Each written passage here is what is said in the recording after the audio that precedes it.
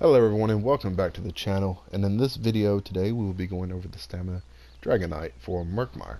Now this is like a support role slash DPS build, so it's definitely, I have a lot of fun with it and I have been running it, and it does deal quite a bit of damage while also helping out the group pump out damage as well. So stats, keep in mind I am an Imperial, so my max health is 17.3, my max stamina is 34.5, my stamina recovery is 1.1.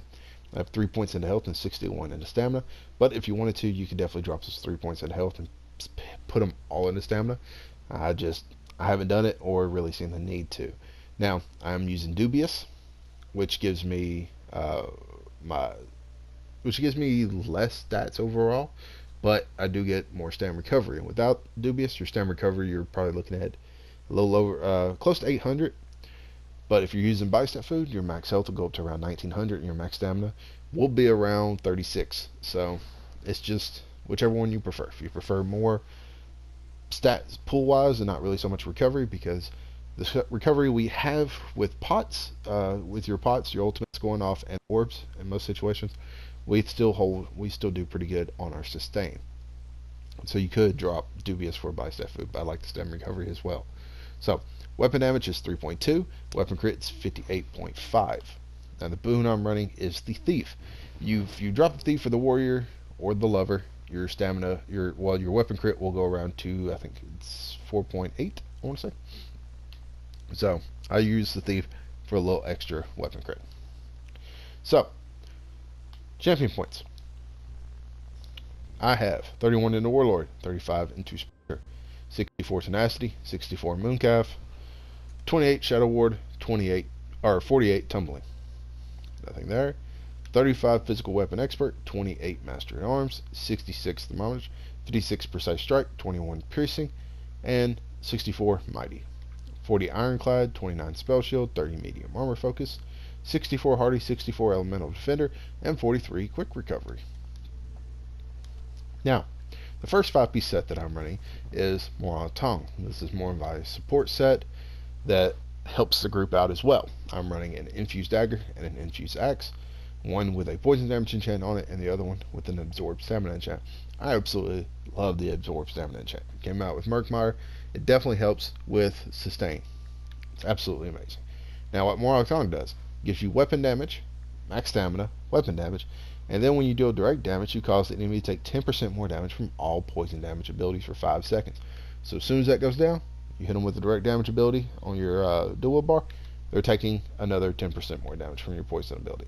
And with your Venomous Breath, your Noxious Claw, your Poison Injection, they're going to be taking a ton of extra poison damage. And if you have other DKs in your group, stamina DKs, or just other stamina characters in general using Poison Injection as well, that's going to do more damage as well. So it does help boost the damage from the group as well. Back bar, we're running Maelstrom Bow infused with a weapon damage enchant. What this does is it increases the damage volley deals by 161 each tick. The bonus increases by 56 every time volley ticks. Now the Maelstrom Bow, of course, you get from Veteran Maelstrom Arena and Rothgard, and Morag Tong you get from PvP and Bruma. Now you can get the body pieces from Rewards of the Worthy, but it's just the armor. And so you have to go to Bruma and buy their little tins for AP. I think it's, I can't remember off the top of my head how much it costs AP in general, but I think it's like 12,000, I want to say.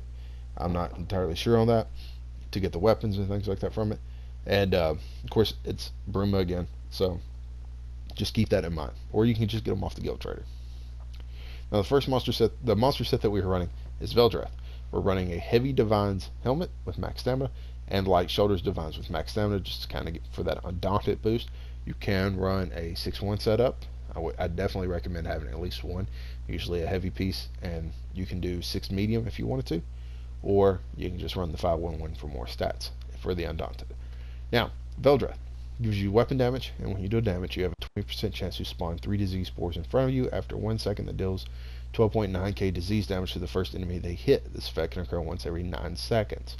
Now, this comes from Cradle of Shadows, which can be a pain to get. So you can run Stormfist, which comes from Tempest Island, which will give you some stamina recovery and some AoE damage as well. Or you can run Celine's, which gives you max stamina and does some pretty good solid AoE, pretty good solid damage comes from Selene's Web. And then you have Krogs that comes from Fungal Grotto 1. It gives you some penetration, and it gives some pretty nice single target damage as well. And it is pretty cool to see those limbs grow out your back. Now, if you want to stick to the poison damage, though, you can go spawn a Mafala, which comes from Fungal Grotto 2. You have to, and then you would have to orchestrate a heavy attack in your rotation every 10 seconds to keep the poison ticking. But it is a pretty nice set as well. So, Relequens is our second 5-piece set. We're running Divines on the body. We're running all this on the body, all Divines, except for the legs, which is infused for a little more stamina, all with max stamina. Like I said, you can make the chest infused as well, and the head, all with max stamina to give you a more max stamina pool.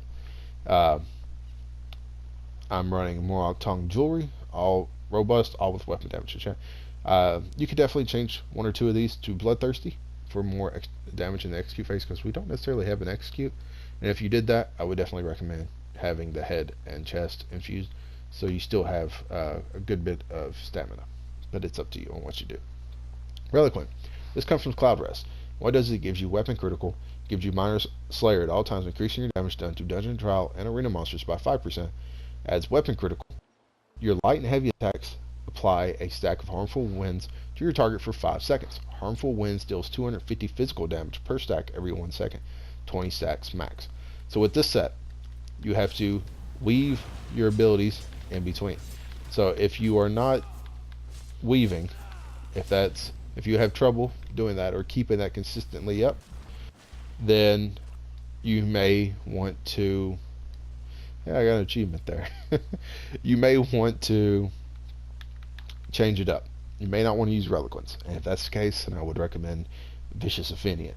That comes from any Cragglorn trial. You can get in bodies, divines, and it'll give you some sustainability. It'll give you some sustain. Every time you kill an enemy, you gain stamina back, and it gives you quite a bit of stuff as well. But Relequens, if you have trouble weaving, I would recommend Vicious Aphenian for the Stam DK instead. Now, skills. Camouflage Thunder. You're not really using this. This is just here for while slot. You gain Major Savagery, increasing your weapon critical rating by 2.1. You also gain Minor Berserk for 5 seconds after you deal critical damage from Snake, increasing your damage done by. You're not going to attack nobody sick. This is just here for the Major Savagery. That's it. That's all that is here for. If you're consistent with your pots, take it off, put Deadly Cloak. And what's going to happen is your crit is going to drop to 48.5. So you're going to have to stay on your pots and keeping it up. Does not look like I have them equipped. So let me get those put back on. I do not have my weapon pots. I wonder where they went. Okay. Either way, you're going to have to make sure you have your weapon pots going, so that way you keep that consistently up with a Major Savagery on your front bar. Because if you don't, as you can see, it will drop quite a bit. So this is just here. This is here for the extra passes from the Fighters Guild, because we gain an extra 3% damage, weapon damage for having it here. And, you know, it gives us our Major Savagery. Vigor. Renew your forces resolve, healing yourself for 12.6. Health over 5 seconds, nearby allies for 9.8. This is just our heal. It definitely works. You know, healer goes down, spam it. It'll keep you up for a good minute. Noxious Breath. Exhale a corrosive blast to enemies in front of you, dealing 2.3k poison damage and additional 11.1k poison damage over 10 seconds. Afflicts enemy with major fracture, reducing their physical resistance by 5.2. Now the tank should be applying that. So essentially, you know, you just hit it and you leave it. That's it. 10 seconds, they're going to take a bunch of poison damage. And essentially, they're actually going to take more than that, because of the fact you're hitting them with a direct damage ability. Morag Tong should be procced for 5 seconds. So, you should be good. That's going to deal a lot more damage than it actually says there.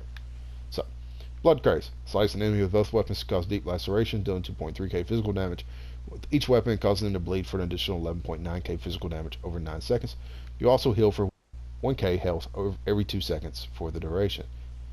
Now, this patch, previously, you would use, as your spammable, you would use your crushing weapon.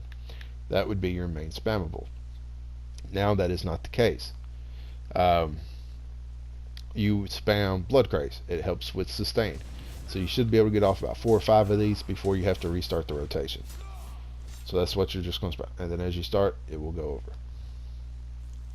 And as you can see, if you look on the dummy, you can see when Morag Tong procs. See the kind of the sword that looks like it's just dripping with something at the top. 3, 2, 4, 5. That's Morag Tong. That is showing you that they are taking more damage from poison. By the way, if you didn't know. So that way you know what to look for on an icon, if you're looking for it. Venomous Claw. Rake an enemy with your claw, dealing 4.6k poison damage, an additional 6k poison damage over 10.5 seconds. This poison seeps into the target and deals increased damage the longer it lasts, dealing 12% more damage every 2 seconds. This is a very, very heavy dot. If you wanted to, you could spam Venomous Claw, but it's such a huge dot. And with that, so we got 5.9, 5.9. So you're essentially, you could spam either one, 2.6. Yeah. So it's around 5.2, 5.9. So you can spam Venomous Claw because it will do more direct damage initially. And then as you repeat your rotation. So it's whichever one you want to do. Venomous Claw does cost less. So if you want to spam this more, go ahead. Or if you would rather spam this more, just go ahead. You can just pick whichever one you want. Dealer's choice. Ultimate, Flawless Dawnbreaker. Arms yourself with Meridia's Sacred Sword and dispense a retribution, deal 11.8k physical damage to enemies in front of you, an additional 14.3k physical damage over 5 seconds. While slot, your weapon damage is increased by 5%. Now, that's why we're running Camouflage Hunter as well on the front bar, because this is giving us 5%, and then we get 3% for having it equipped, and then we get 3% for having this equipped. So, we're getting an extra 11% for having our fire skilled abilities on the front bar. Now, if you wanted to, on the back bar, we're running Rearming Trap. You can put Rearming Trap on the front bar and put Vigor on your back bar. The heal won't be as high. The heal on Vigor won't be as big, but you will get more damage on your main front bar. It's up to you. If you want more damage on the initial front, put Rearming Trap there. If not, you can leave it like this. Anyways, back bar, Flames of Oblivion. Activate an Aura of Flames, which launches a fireball at the nearest enemy every 5 seconds, dealing 5.7k flame damage. While slot, you gain Major Prophecy and Major Savagery, increasing your spell and weapon critical rating by 2.1. Basically, with this buff, it's going to scale off of, the damage is going to scale off of whichever one's higher, your magic or stamina. And we have more stamina, so it's going to go up higher. You're going to cast this every second rotation, though, because it lasts 15 seconds. So, Rearming Trap. Set a sharpened blade trap at your location, which takes 1.5 seconds to arm and lasts for 1 minute. When triggered, the trap deals 2.7k physical damage and an additional 7.8k physical damage over 6 seconds. Immobilizes the enemy for 6 seconds, grants you minor force, increasing your critical damage by 10%. So we do a good chunk of critical damage. But with Morag Tong as well and minor force, these damage here can do quite a bit. So it's like 5.9 when it would crit. 6.2. So 2.8. 5.7. 2.8. 5.8. So it's up to you. As you can see, it increases a few hundred for each crit, pretty much. Poison Ejection. Shoot an arrow coated in poison at an enemy, dealing 4.8k poison damage and additional 9.8k poison damage over 10 seconds. Damage over time deals up 260% more damage to enemies under 50% health. Now, this is kind of the closest thing we're going to have in Execute, so you keep this up. Plus, it's poison damage. So from Morag Tong, this damage is going to do 10% more. So, Endless Hell. Launch a multitude of arrows into the sky to rain down, dealing 1.2k physical damage to enemies in the target area every 0.5 seconds for 10 seconds. With Maelstrom Bow, this is our strongest dot. Without a Maelstrom Bow, this is our strongest dot right here. And this comes from PvP. Hurl an exploding ball of caltrops to scatter over the target area, dealing 1.6k physical damage every 1 second, reducing movement speed by 30%. While the ball of caltrops initially explodes, it deals an immediate 2k physical damage and reduces movement speed of enemies hit by 70% for 3 seconds. Now, Standard of Might is our main ultimate. Call down a battle standard, dealing 2.8k flame damage every 1 second for 17 seconds to enemies in a blind major defile to them, reducing the healing received and health recovered by 30%. Stunning in the air increases your damage done and reduces damage taken by 15%.